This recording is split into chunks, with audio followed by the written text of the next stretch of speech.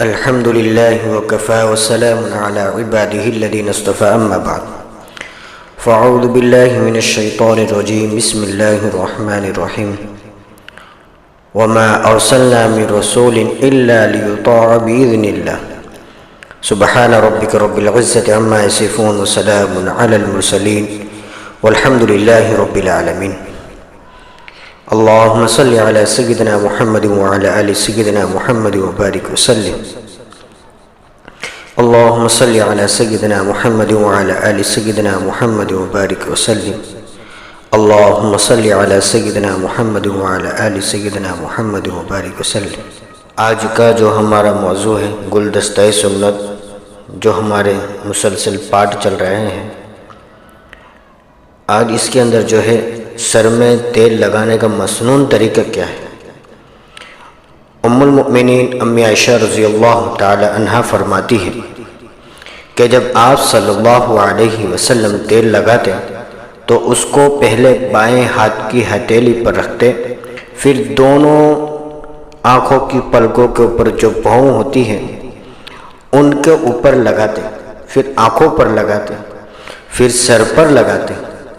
حضرت ابن عباس رضی اللہ تعالی عنہ سے روایت ہے کہ آپ صلی اللہ علیہ وسلم جب تیل لگاتے تو اس ہاتھ پر رکھ دیتے، پھر داڑھی پر اور سر پر لگاتے۔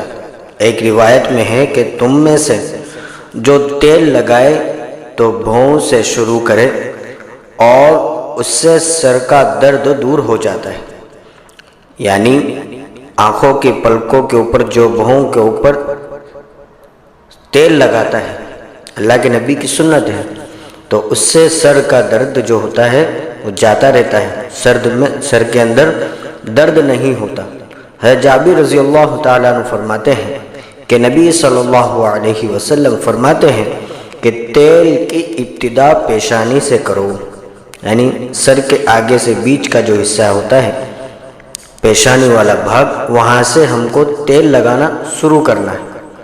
یہاں چند باتیں جمع ہو گئی ہیں۔ نمبر 1، بائیں ہاتھ پر تیل رکھنا۔ نمبر 2، ابتدا بھون سے کرنا، پہلے دائیں طرف پھر بائیں طرف۔ نمبر 3، داڑھی پر لگانا۔ نمبر 4، سر پر لگانا۔ سر پر لگانا ہو تو پیشانی سے شروع کیا جائے۔ سر کے کئی اطراف ہیں جہاں سے شروع کیا جا سکتا ہے، پیچھے سے، کانوں سے، گردن کی طرف سے، بائیں طرف سے وغیرہ، لیکن نبی صلی اللہ علیہ وسلم جب تیل لگاتے تو سامنے پیشانی مبارک پر سے لگانا شروع کرتے۔ چند باتیں اور بھی ہیں تیل لگانے کے بارے میں، وہ بھی ساتھ ہی یاد کر لیجیے۔ نمبر 1، تیل لگاتے وقت بسم اللہ پڑھنا۔ حضرت مسلمہ بن نافع قریش فرماتے ہیں کہ مجھ سے میرے بھائی حضرت دوید بن نافع قریش رضی اللہ تعالی عنہ نے بیان کیا کہ نبی صلی اللہ علیہ وسلم نے ارشاد فرمایا کہ جو آدمی تیل لگائے اور بسم اللہ نہ پڑھے تو 70 شیطان اس کے ساتھ شریک ہو جاتے ہیں۔ اللہ، بہت بڑی بات ہے کہ ہم تیل تو لگاتے ہی ہیں، لیکن اس کے ساتھ سنت کے طریقے کے ساتھ اور بسم اللہ پڑھنا، یعنی اس بات سے دلیل ہے اور سمجھ میں آتی ہے کہ ایک بسم اللہ تو بہت بڑی چیز ہے کہ جس سے اللہ تبارک و تعالی ہر بیماری سے، ہر بری چیز سے، ہر کام کے شروع کرنے سے پہلے جو بسم اللہ پڑھتا ہے، اللہ اس کو بیماری سے، بری چیزوں سے اس کی حفاظت فرماتے ہیں۔ اور یہ سر میں تیل لگانے کے بارے میں کہ جب انسان سر میں تیل لگاتا ہے اور بسم اللہ پڑھنا بھول جاتا ہے تو 70 شیطان اس کے ساتھ شریک ہو جاتے ہیں۔ اس لیے انسان جب تیل لگائے تو بسم اللہ ساتھ میں پڑھ لے۔ بیوی کو چاہیے کہ اپنے خاوند کو تیل لگائے۔ ام المؤمنین امی عائشہ رضی اللہ تعالی عنہا فرماتی ہیں کہ میں حضور پاک صلی اللہ علیہ وسلم کے بالوں میں کنگھی کرتی تھی جبکہ میں حالت حیض میں ہوتی تھی۔ یہاں سے علماء نے مسئلہ ثابت کیا کہ حیض عورت بھی مرد کی خدمت کر سکتی ہے، یعنی ناپاکی کے وقت میں، اور یہ بھی معلوم ہوا کہ عورت کی شان اور خوبی ہے کہ وہ خاوند کی خدمت کرے، اس کے لیے بستر بچھائے، وضو اور غسل کے لیے پانی رکھے۔